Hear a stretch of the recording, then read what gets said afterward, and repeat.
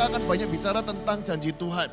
Karena saya percaya visi yang dari Tuhan, janji yang dari Tuhan bukan hanya untuk disia-siakan, tapi untuk Anda genapi. Katakan genapi. Katakan lebih keras genapi. Ya, dan bisa dimunculkan sepanjang hari ini tadi di ibadah umum yang pertama kita banyak bicara tentang masa penantian. Masa penantian itu sering dikatakan masa yang tidak nyaman, katakan tidak nyaman. Kenapa? Karena di masa penantian doa seakan-akan gak dijawab. Apa yang kita rindukan seakan-akan gak terwujud. Perjalanan seakan-akan lama dan tidak ada tanda-tanda sesuatu yang terjadi. Tapi ternyata masa penantian itu adalah masa persiapan kita. Katakan masa persiapan. Karena Tuhan rancangkan sebuah janji Tuhan di mana kita waktu kita terima kapasitas kita di sini itu mungkin masih kecil. Masa penantian itulah yang membuat kapasitas kita menjadi semakin besar. Nah di masa penantian penting untuk kita itu punya respon yang benar. Karena ada banyak orang di masa penantian mengubur mimpi dan janji Tuhan itu sendiri. Dan saya berdoa tadi di ibadah pertama bagaimana ada orang-orang yang akhirnya memungut kembali setiap mimpi dan janji Tuhan yang mereka sudah buang. Dan saya berdoa Anda juga pun sama. Makanya saya sampaikan kisi-kisinya. Kalau Anda punya mimpi besar ternyata belum terjadi. Ingat Kaleb 45 tahun dia menunggu untuk penggenapan janji. Jika itu yang terjadi dalam hidupmu, jangan menyerah dulu. Yang mengerti katakan yes. Lalu ibadah umum yang kedua tadi perjalanan menuju penggenapan. Rasanya kan gak mudah karena gak lurus seperti jalan tol. Kadang belok kanan, belok kiri, naik, turun, lewat kerikil, lewat tanjakan, lewat turunan. Yang setuju katakan yes. Tapi tahukah kalau Anda menemukan keterbatasan. Seperti yang dibahas di umum 2. Anda tahu Gideon, katakan Gideon. Tuhan itu berkata, terlalu banyak yang ikut sama kamu. Lalu yang mundur berapa orang? 22.000. Dan toh mundur lagi sampai tinggal 300. Jadi kalau hari ini Anda memulai sesuatu, seakan-akan kok penuh keterbatasan. Tahukah Gideon diajar Tuhan, kenapa kok dihilangi 22.000 lalu sisa 300? Karena Tuhan dari awal sudah merancangkan untuk apa? Bangsa Israel tidak menjadi bangsa yang sombong dan merasa itu digenapi dengan kekuatannya sendiri. Hari ini apa keterbatasan Anda? Kalau Anda mengalami keterbatasan dalam jalan penggenapan visi itu, selalu ingat Gideon dari puluhan ribu tinggal 300. Untuk apa seperti itu? Keterbatasan itu membuat kita itu semakin mengandalkan Tuhan. Yang setuju katakan yes.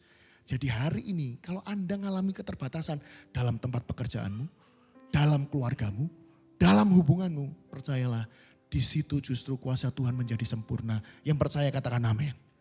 Dan ibadah yang ketiga ini detox bagi kita. Karena ibadah yang ketiga ini kita akan bicara tentang, muncul kan? Ibadah yang ketiga, saat mimpi menjadi nyata. Ternyata ada awasannya. Karena kalau enggak repot. Nah di mana itu yang kita akan pelajari? Mari buka bersama dengan saya. Yosua 24, katakan Yosua 24. Ya, ayat pertama sampai dengan ke-13 terlebih dahulu. Saya akan bacakan. Kemudian Yosua mengumpulkan semua suku orang Israel di Sikem. Dipanggilnya para tua-tua orang Israel, para kepalanya, para hakimnya, dan para pengatur pasukannya. Lalu mereka berdiri di hadapan Allah. Berkatalah Yosua kepada seluruh bangsa itu, beginilah firman Tuhan Allah Israel, dahulu kala di seberang sungai Efrat, disitulah diam nenek moyangmu, yakni Terah, ayah Abraham dan ayah Nahor. Dan mereka beribadah kepada Allah lain. Tetapi aku mengambil Abraham bapamu itu dari seberang sungai Efrat dan menyuruh dia menjelajahi seluruh tanah Kanaan. Aku membuat banyak keturunannya dan memberikan Ishak kepadanya. Kepada Ishak kuberikan Yakub dan Esau. Kepada Esau kuberikan pegunungan Seir menjadi miliknya. Kepada Yakub serta anak-anaknya pergi ke Mesir. Lalu aku mengutus Musa serta Harun dan menulahi Mesir. Seperti yang kulakukan di tengah-tengah mereka. Kemudian aku membawa kamu keluar. Katakan membawa kamu keluar. Katakan lebih keras, membawa kamu keluar. Setelah aku membawa nenek moyangmu keluar dari Mesir dan kamu sampai ke laut. Lalu orang Mesir mengejar nenek moyangmu dengan kereta dan orang-orang berkuda ke laut Teberau. Sebab itu berteriak-teriaklah mereka kepada Tuhan, maka diadakannya gelap antara kamu dan orang Mesir itu. Dan didatangkannya air laut atas mereka sehingga mereka diliputi. Dan matamu sendiri telah melihat, katakan dan matamu sendiri telah melihat. Katakan lebih keras, dan matamu sendiri telah melihat apa yang kulakukan terhadap Mesir. Sesudah itu lama kamu diam di padang gurun. Aku membawa kamu ke negeri orang Amori yang diam di seberang sungai Yordan. Dan ketika mereka berperang melawan kamu, mereka kuserahkan ke dalam tanganmu. Sehingga kamu menduduki negerinya, sedang mereka kupunahkan dari depan kamu. Ketika itu Balak bin Zipor, Raja Moab bangkit berperang melawan orang Israel, disuruhnya memanggil Bileam bin Beor untuk mengutuki kamu. Tetapi aku tidak mau mendengarkan Bileam, sehingga ia pun memberkati kamu, demikianlah aku melepaskan kamu dari tangannya. Setelah kamu menyeberangi sungai Yordan dan sampai ke Yeriko, berperanglah kamu warga-warga kota Yeriko, orang Amori, orang Feris, orang-orang Kanaan, orang Het, orang Girgasi, orang Hewi, dan orang Yebus, tetapi mereka itu kuserahkan ke dalam tanganmu. Kemudian aku melepaskan tabuhan mendahului kamu dan binatang-binatang ini menghalau mereka dari depanmu, seperti kedua raja orang Amori itu, sesungguhnya bukan oleh pedangmu, katakan bukan oleh pedangmu. Katakan lebih keras, bukan oleh pedangmu. Dan bukan pula oleh panahmu, katakan dan bukan pula oleh panahmu. Demikianlah kuberikan kepadamu negeri yang kamu peroleh tanpa bersusah-susah. Dan kota-kota yang tidak kamu dirikan. Tetapi kamulah yang diam di dalamnya, juga kebun-kebun anggur dan kebun-kebun zaitun yang tidak kamu tanami. Kamulah yang makan hasilnya. Bapak Ibu Saudara sekalian, hari ini mari kita belajar. Saat mimpi atau visi atau janji Tuhan itu tergenapi dalam hidup kita. Bagaimana kita bersikap, itu penting. Ada banyak orang gak bisa bersikap sehingga apa? Ketika mimpi digenapi, dia malah akhirnya ujungnya adalah dia menjauh dari Tuhan. Nah di sini mari kita tidak seperti itu. Sikap kita ketika kita mengalami penggenapan itu seperti apa? Yang pertama, selalu ingat bagaimana Tuhan menyertai dan menolong kita. Katakan selalu ingat. Harus selalu ingat. Kenapa? Lihat Yosua. Yosua itu mengingatkan bangsa Israel. Mengingatkan apa? Mengingatkan bahwa Tuhanlah yang mengeluarkan mereka dari Mesir. Mengingatkan apa? Mengingatkan Tuhan yang memimpin mereka melewati padang gurun. Mengingatkan apa? Mengingatkan Tuhan yang memberi kemenangan atas bangsa-bangsa orang-orang yang ada di tanah Kanaan itu. Mengingatkan apa? Mengingatkan Tuhan yang menggenapi janjinya. Yosua tuh coba ingatkan suatu bangsa yang akhirnya merebut tanah perjanjian.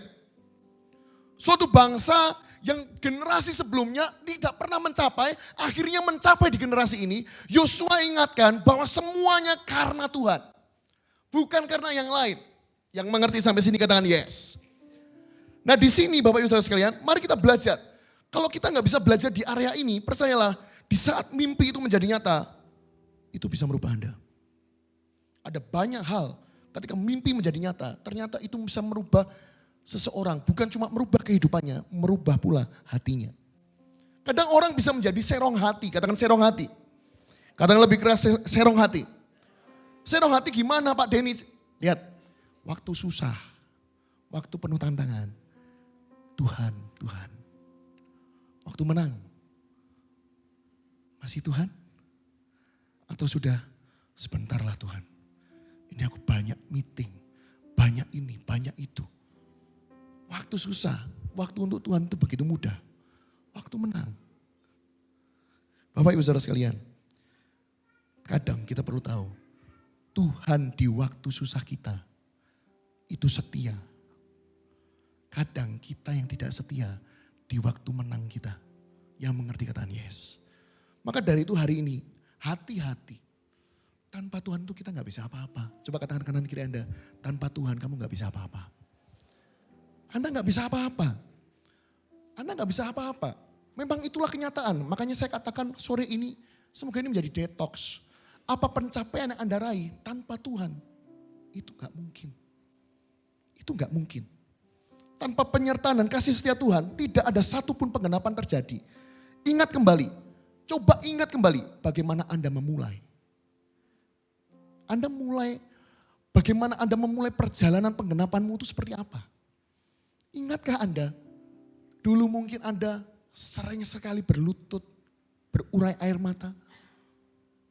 Ingatlah Anda, Waktu awal-awal Anda begitu rupa datang ke gereja aja, berdoanya itu benar-benar kayak orang desperate. Tapi ketika menang, jangan berubah. Tuhan gak ingin Anda berubah, yang mengerti katakan yes. Tuhan gak mau Anda berubah. Coba ingat kembali, di masa sukar Anda, siapa yang tolong Anda?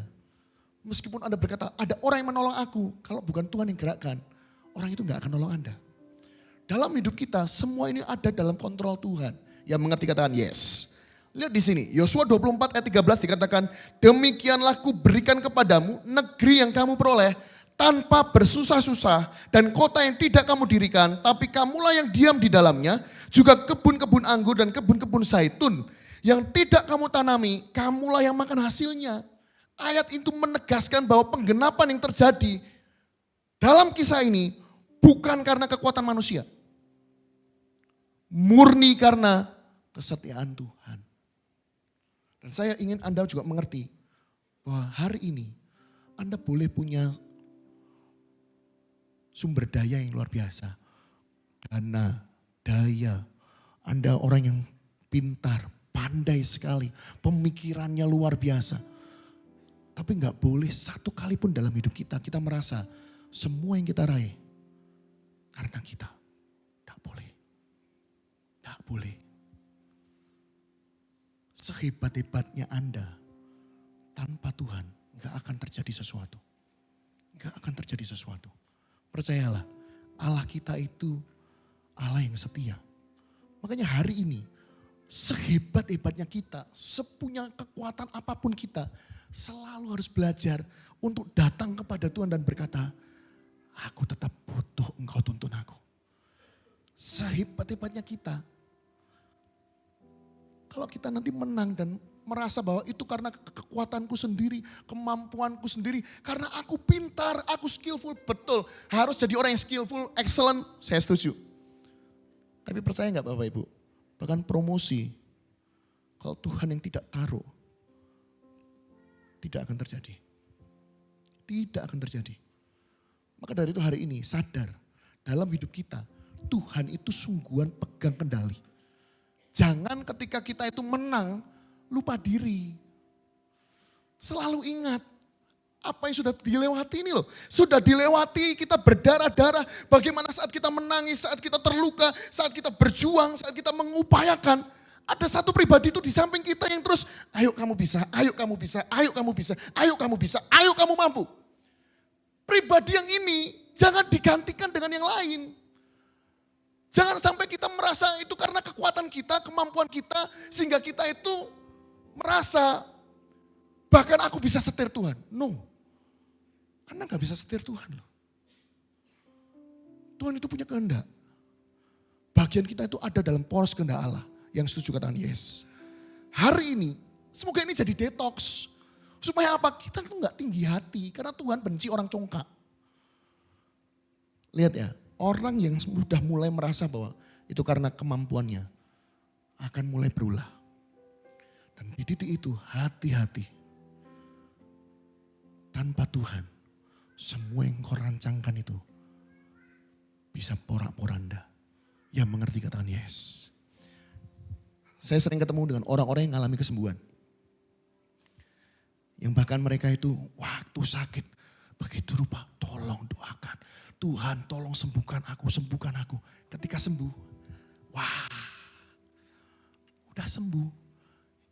Ayo doa, ayo CG, ayo ibadah. Sebentar ya, sebentar. Aku lagi ini, ada itu, ada ini, ada ini, ada itu. Acaranya banyak sekali. Tidak bisakah Anda berikan waktu 1,5 jam hanya untuk dekat sama Tuhan? Dalam hidup kita, pilihan-pilihan hidup kita, keputusan-keputusan hidup kita menunjukkan di mana posisi Tuhan di hati kita. Hari ini, semoga ini jadi detox yang sehat. Katakan detox yang sehat. Karena saya gak ingin ketika ada jemaat, saya jujur, jemaat mengalami kemenangan, saya tuh bersuka cita. Bahkan kalau Anda mengalami kekalahan atau kegagalan, saya tuh sedihnya bukan main. Tapi kalau Anda menang, satu ini yang saya rindukan. Please hati-hati. Karena di dalam kemenangan, rawan penyimpangan. dalam kemenangan rawan sekali penyimpangan. Enggak cuma 1-2 orang yang mungkin Anda juga tahu. Oh, orang itu dulu ketika seperti ini bersusah payah dekat sama Tuhan. Ketika menang hilang. Hati-hati. Saya sudah sampaikan ya, menuju akhir tahun. Semua saya preparekan untuk Anda itu siap tahun depan. Tahun depan, kalau Anda mengalami kemenangan, selalu ingat. Itu semua karena kasih karunia Tuhan. Titik, gak ada koma. Mau Anda hebat, bagus. Excellent, bagus. Tapi sehebat-hebatnya orang, se-excellent-excellentnya orang. Kalau bukan Tuhan yang atur, tidak akan terjadi sesuatu. Hari ini sadari, di titik puncak itu, kemenanganmu bisa menjadi titik di mana engkau akan mengalami kejatuhan yang begitu rupa saat engkau meninggalkan Tuhan. Makanya hati-hati. Katakan kanan kirimu, hati-hati. Ya, katakan kanan kirimu di dalam kemenangan. Katakan sekali ke kanan kirinya, rawan penyimpangan. Hati-hati, ya. Dengan tulus ya, coba kasih senyum kanan kirinya ya. Ini sudah mulai tegang. Hati-hati, ya. Apa yang saya taruh ini, sekali lagi, ini awasan. Detox untuk kita, supaya kita itu makin mengerti kepada Tuhan, kita harus bersikap gimana. Yang mengerti katakan yes. Ya. Nah, yang kedua di ayat 14 dikatakan, oleh sebab itu takutlah akan Tuhan. Katakan bersama-sama, takutlah akan Tuhan. Dan beribadahlah kepadanya dengan tulus ikhlas dan setia. Jauhkanlah Allah yang kepadanya nenek moyangmu telah beribadah di seberang sungai Efrat dan di Mesir. Dan beribadahlah kepada Tuhan. Yang kedua, kalau yang pertama bagaimana kita bersikap. Yang pertama kita perlu selalu mengingat bagaimana Tuhan menyertai dan menolong kita. Yang kedua, jangan sampai kita menyembah Allah lain. Allah lain di sini itu A huruf kecil. Di sini huruf kecil ya. Oh, berdiri semua. Ya udah, itu kecil A-nya ya. Allah lain artinya apa? Yosua menekankan untuk bangsa Israel tidak menyembah kepada berhala. Tidak menyembah Allah yang lain. Kenapa? Ingat Bapak Ibu, dalam penggenapan tadi yang penuh resiko penyimpangan, kita bisa menyimpang. Nah di sini Yosua peringatkan agar orang Israel tidak menyembah Allah lain. Kenapa? Karena mereka itu punya story. Mungkin dalam nenek moyang silsilah keluarganya itu, turun temurun ada tentang budaya, ada tentang culture di mana nyembah ini, nyembah itu, nyembah ini, nyembah itu. Yosua menekankan kepada generasinya, jangan sembah Allah lain loh ya. Kamu menang bukan karena Allah yang lain. Kamu menang karena Allah yang Yosua sembah. Yang mengerti katakan yes. Nah di sini Bapak Ibu, lihat di sini. Yosua memperingatkan agar tidak ada berhala saat kita menang. Yang artinya apa? Berhala itu seperti apa? Lihat di sini. Berhala bisa jadi uang.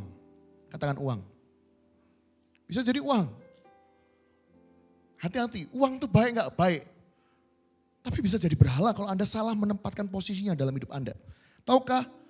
Ada banyak orang fokus kejar uang hanya untuk uang, hanya untuk uang, hanya untuk uang. Sampai lupa dia sudah jauh dari Tuhan. Alarm itu harus ada, makanya hari ini saya katakan detox. Ini alarm yang sehat. Di mana Anda tempatkan uang di hatimu? Apakah uang mengontrol hidup Anda atau Anda bisa kelola uang Anda? Jangan-jangan sekarang semua kehidupan Anda hanya bicara tentang uang. Sampai Anda yang dulunya waktu susah, sampai menang di sini. Tiba-tiba Anda cuma pikirkannya uang, gimana dapat uang lebih. Sampai Anda lupa ada satu pribadi yang bawa Anda dari titik sini menuju ke titik sini. Dan Anda lupa dan Anda berjalan sendirian. Dan saat Anda menoleh, Anda sudah jauh dari Tuhan. Berhala itu bisa jadi uang. Bahkan berhala itu juga bisa jadi pasangan hidup. Yang adult, anak-anak yang bekerja, yang belum punya pasangan, hati-hati ya. Gak sedikit loh orang yang akhirnya menemukan pasangan hilang. hilang. Makanya cari orang yang cinta Tuhan. Yang setuju katakan yes. Jangan yang sembarangan. Bahkan dalam case-nya Yosua, bisa jadi itu juga berhala itu adalah barang-barang okultisme. Karena menyembah nenek moyang. Berarti apa? Mereka bisa merasa, aku berhasil karena ada barang ini. Aku berhasil karena sudah semedi. Aku berhasil bahkan mungkin saya tulis di sini. Karena saya nempel ini di pintu. No. Yang membuat kita berhasil orang percaya adalah Tuhan Yesus Kristus. Yang setuju katakan yes. Makanya jangan ada Allah lain. Jangan ada Allah lain. Katakan kanan kirimu, jangan ada Allah lain. Berhala itu adalah segala sesuatu yang menggantikan posisi Allah di hatimu. Coba cek terus kondisi hati kita. Apakah ada satu pribadi ataupun sesuatu yang membuat Allah itu tergeser. Kita nggak lagi prioritaskan Tuhan tapi mulai geser. Kalau itu yang terjadi, hati-hati. Bahkan kalau Anda dengar hal ini, sore ini, percayalah, dari seluruh jemaat KMS Salatiga, kenapa harus Anda? Pasti ada awasan-awasan yang spesifik yang Tuhan berikan. Karena Tuhan gak mau Anda itu keluar dari rencana Tuhan. Yang mengerti katakan yes. Ya, jangan sembah Allah lain. Karena peringatan Yosua ini juga bagi kita bisa jadi seperti ini. Karena manusia itu mudah untuk berubah. Sekarang setia, menang dikit berubah setia. Sekarang setia, ada tantangan dikit berubah setia. Kompromi sana, kompromi sini. Manusia itu rentan untuk berubah. Makanya Yosua pengen untuk mereka itu, ayo kamu tuh harus tahu, jangan sembah Allah lain. Sekalipun kamu punya silsilah nenek moyang, punya latar belakang seperti itu. Harusnya bisa putus di zamanmu. Zamanmu ke bawah, ke anak-anakmu. Bayangkan Bapak Ibu Saudara sekalian, kalau kita punya anak itu akan look up dan lihat papa mamanya. Kalau papa mamanya gak bisa prioritaskan Tuhan dalam hidup mereka, hati-hati. Detik di mana Anda meninggal, mereka bisa mengikuti jalan-jalan atau telapak kaki yang Anda buat sendiri. Makanya hari ini, gereja kita itu didik sampai anak, sampai usia senior tuh dididik semua. Kalau yang usia senior kita gak mau Anda cuma nunggu waktu dipanggil, karena Anda masih bisa berbuah. Kalau yang anak-anak, bahkan kemarin diajari anak-anak diajari untuk apa? Dengan uang itu gak sembarang, bahkan perpuluhan. Perpuluhan di gereja ini gak ditaruh di gembala, bukan. Semua dipulkan di Surabaya untuk misi. Untuk apa yang menjadi kehendak rencana Allah bagi jiwa-jiwa. Tahukah? Anak kecil aja sudah dididik di gereja kita. Tapi Anda mau tahu, salah satu didikan yang terbaik adalah di dalam keluarga. Kalau papa mamanya gak bisa jadi contoh bagaimana menaruh Tuhan di tempat yang terutama. Anak-anaknya akan mengikuti. Karena anak akan mengidolakan orang tuanya. Anak pengen jadi seperti papa mamanya. Berapa yang saya temui, kamu pengen jadi apa besar? Aku pengen kayak papa. Aku mau kayak mama. Coba bayangkan. Anda harus tahu Bapak Ibu Saudara sekalian. Manusia itu mudah berubah. Tapi masalahnya kalau Anda jadi orang yang mudah berubah begitu. Coba amati. Kalau di masa susahmu Anda itu hilang dari Tuhan. Anak-anakmu itu akan lihat loh. Anak akan melihat. Dan generasi selanjutnya kita gak bisa kayak Yosua yang berkata generasimu yang dulu seperti itu. Generasi ke bawahmu jangan seperti itu. Kalau Anda tidak bisa jadi seperti Yosua yang punya sikap. Generasi di bawah itu yang diresikokan. Yang mengerti katakan yes. Yang mengerti katakan amin. Ya, ayo sama-sama aware dengan itu. Hati-hati. Hati-hati. Harus sadar bahkan, tahukah? Yosua 24 ayat 19 dikatakan, tetapi Yosua berkata kepada bangsa itu, tidaklah kamu sanggup beribadah kepada Tuhan. Sebab dia Allah yang kudus. Dialah Allah yang cemburu. Ia tidak akan mengampuni kesalahan dan dosamu. Yang artinya apa? Tuhan itu merindukan, bahkan lebih tepatnya menuntut kesetiaan. Menuntut, mengejar kesetiaan. Bukan hubungan yang setengah hati. Jangan cuma waktu susah cari Tuhan. Waktu senangmu itu harus ada Tuhan. Karena Tuhan kejar kesetiaan dari umatnya. Makanya Yosua berkata, yang dulu begitu. Tapi kamu ini lihat, Tuhan memenangkan ini, Tuhan memberikan ini, Tuhan menolongmu ini, Tuhan membantumu sampai di titik ini. Dan Yosua ngomong, ayo jangan berubah setia. Tuhanmu itu Tuhan yang cemburu. Allah yang cemburu, yang tidak mengampuni kesalahan dan dosa lo. Bayangkan Bapak Ibu Saudara sekalian, hari ini ayo mengerti, sadar di titik ini harus dari keputusan kita untuk berubah. Yang mengerti katakan yes. Coba bayangkan. Bayangkan. Yosua ingin semua yang lalu taruh generasi yang sebelumnya. Generasimu dan ke belakang harus jauh lebih baik. Walaupun pada akhirnya kita melihat bangsa ini tetap tegar tengkuk. Di kisah-kisah selanjutnya banyak terjadi penyimpangan. Berarti apa? Yang begitu pun tidak jaminan loh. Makanya hari ini kalau Anda gak setia, generasi anak-anak di bawahmu mungkin akan lihat Anda bisa jadi gak setia. Tapi kalaupun Anda setia pun mereka punya potensi dan celah untuk mereka tetap gak setia loh. Makanya hari ini dorong anak-anak Anda itu untuk bertumbuh pula di dalam CG Voltage, CG AOG, CG Kids. Biar mereka tuh punya lingkup iklim atmosfer itu yang baik, yang benar di hadapan Tuhan. Yang mengerti katakan yes, yang mengerti katakan amin. Ya, jadi ayo sama-sama pastikan tidak ada Allah lain dalam kehidupan Anda ketika Anda itu mengalami kemenangan atau mengalami penggenapan janji Tuhan. Yang mengerti katakan yes. Yang mengerti sampai sini katakan amin. Ya.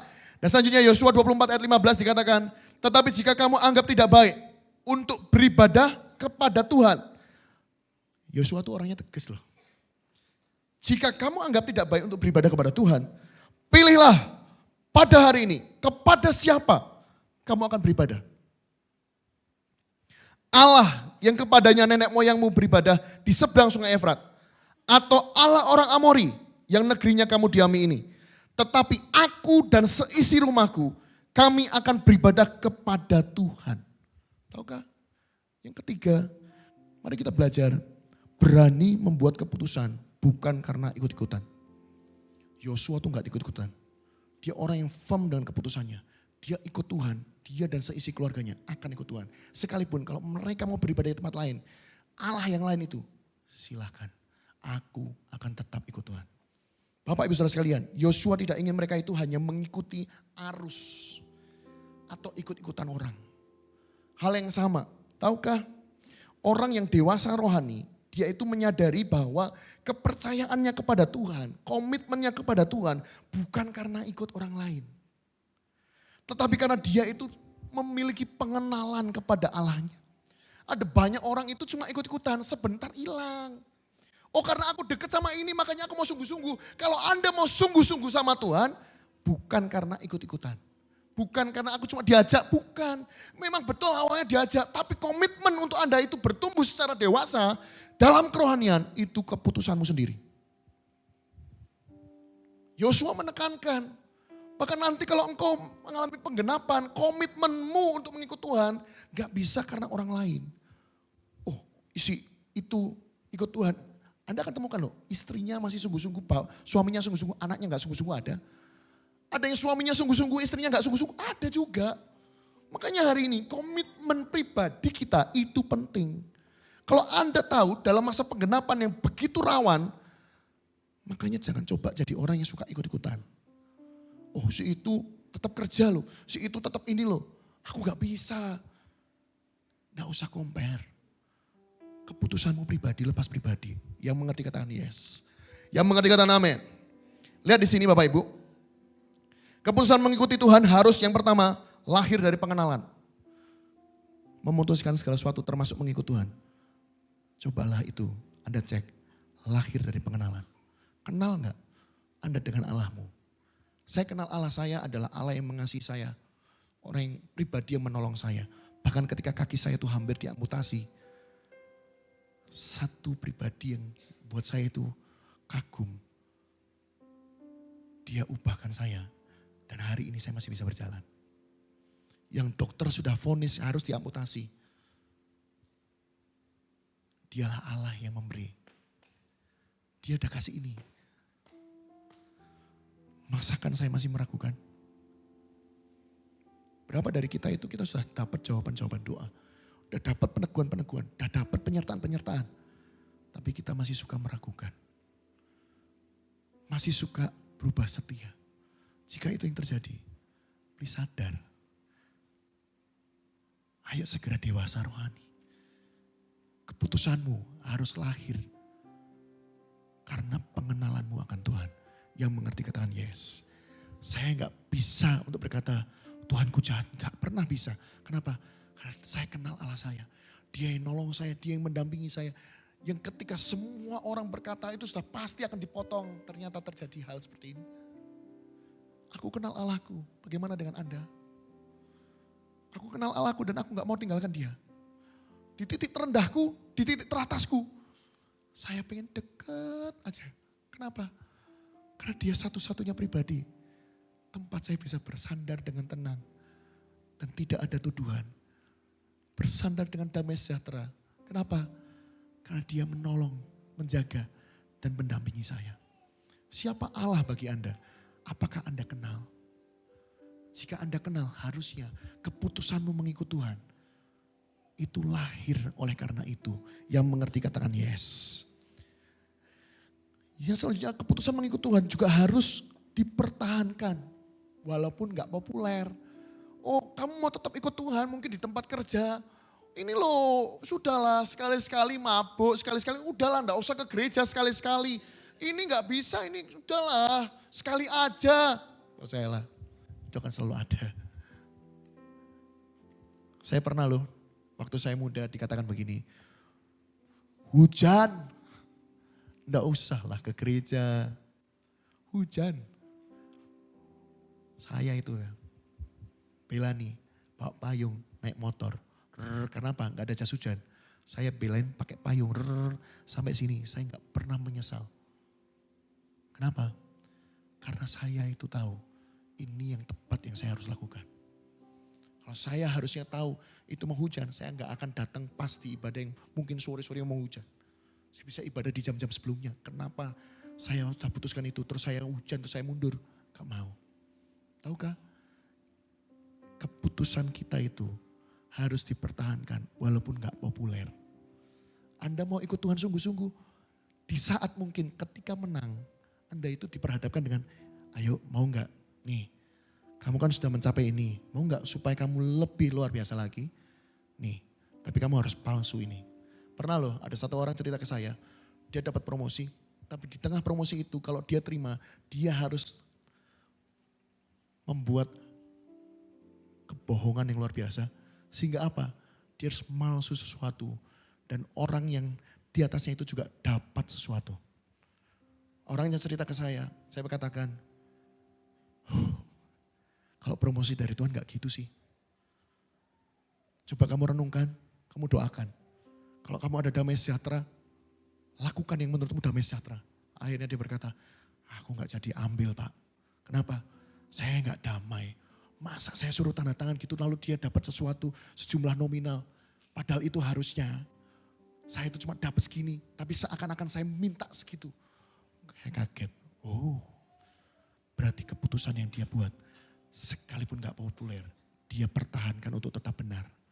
Bagaimana dengan kita? Bapak Ibu Saudara sekalian, mari belajar. Mari belajar, berani membuat keputusan, bahkan bukan karena ikut-ikutan. Ingat, di masa penggenapan janji, rawan penyimpangan. Yang mengerti katakan yes. Ya, kalau kita tahu ini, saya berdoa, Anda akan semakin mengerti rencana Tuhan dalam hidup Anda. Dan ini bisa menjadi detox dalam hidup Anda. Ada 3 aplikasi untuk kita. Yang pertama, kita harus semakin menyadari bahwa semua itu hanya karena kasih karunia Tuhan. Sadar dulu akan hal itu. Kalau Anda sadar akan hal itu, Anda akan ingat bahwa penggenapan itu bukan hasil usaha Anda sendiri.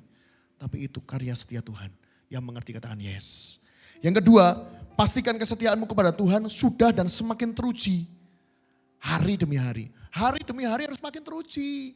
Jangan makin lama ikut Tuhan kok kesetiaannya makin tidak teruji, kan lucu. Berarti di dalam usiamu mengenal Tuhan itu mungkin engkau tidak benar-benar kenal Allahmu. Karena kalau engkau kenal Allahmu, engkau tahu Allahmu itu Allah yang cemburu. Engkau tahu Allahmu Allah yang kudus.